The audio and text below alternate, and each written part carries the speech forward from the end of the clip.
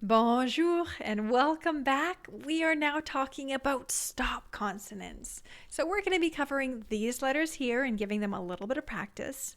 Do you believe that we are actually basically done the consonants? After this, you're good to go.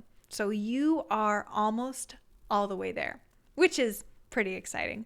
But before I get off track, let's do a quick recap. Remember that stop consonants must be cut short so the sound isn't distorted. We don't want to change that sound and say ba, ka, ga, because that's actually going to make it harder when they go to blend it in words. I've had students that are a bit older in grade 3, and the reason why they can't, they're great at reading words that they already recognize because they're really smart and they've memorized a lot of words. But whenever they come to a word they don't know, every stop consonant had a g, p, pa.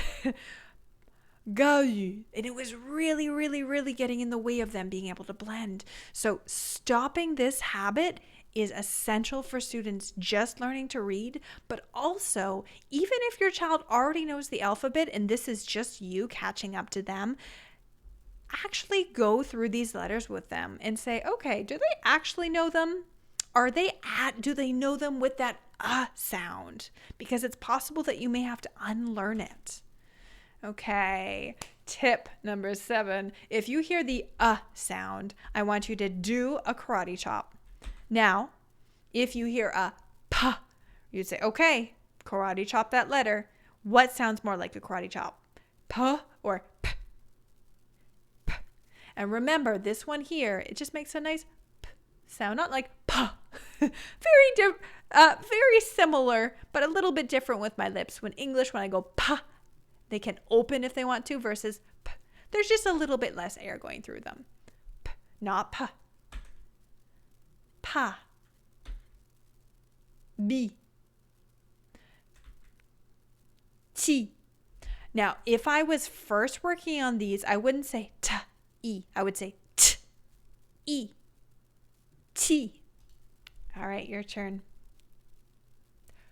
K, o, ko. A, ka, g, a, ga,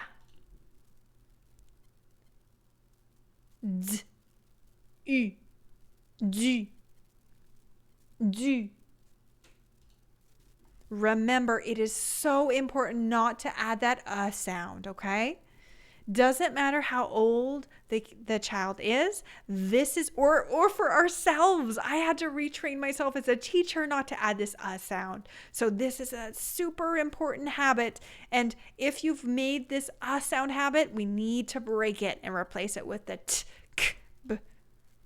All right. So we had a little aperçu, a little sneak peek in the introduction, but QU actually makes the k sound.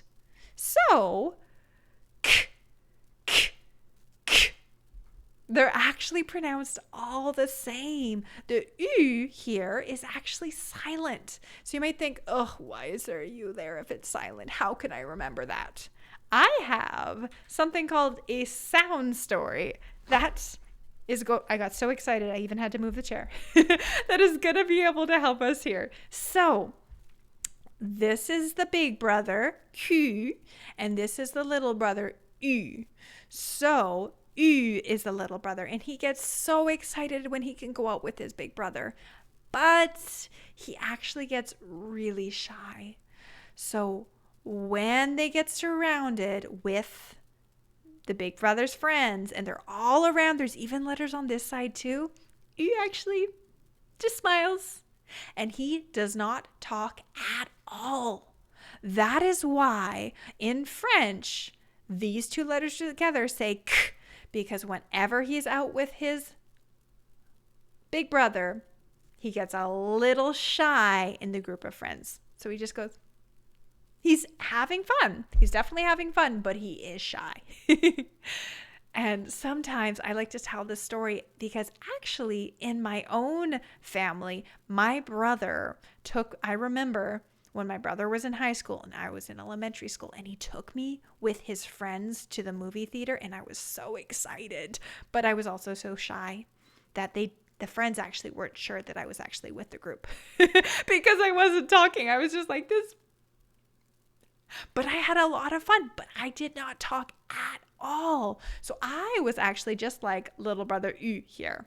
And if your child can actually connect stories, thinking of a time when they were like U, like when they didn't talk when they were in a group, that's actually going to deepen their understanding. And they're going to be like, oh, all right.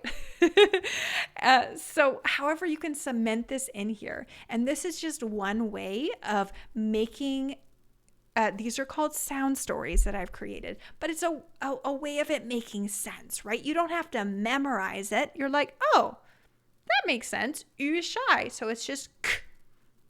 So there will be a video so you can practice these sounds we just went over in a little bit more depth. But believe it or not, you are now done the continuance and the stop consonants.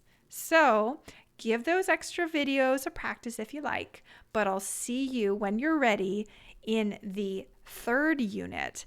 And it's going to be a very quick unit. We talk about tricky sounds. So there's just a couple letters we're going to go over that is different, pronounced differently in English and French. So like H, X, R, W. Maybe we'll talk very quickly about why. So that unit is going to be very quick. But c'est la fin pour maintenant. Donc, au revoir et à la prochaine.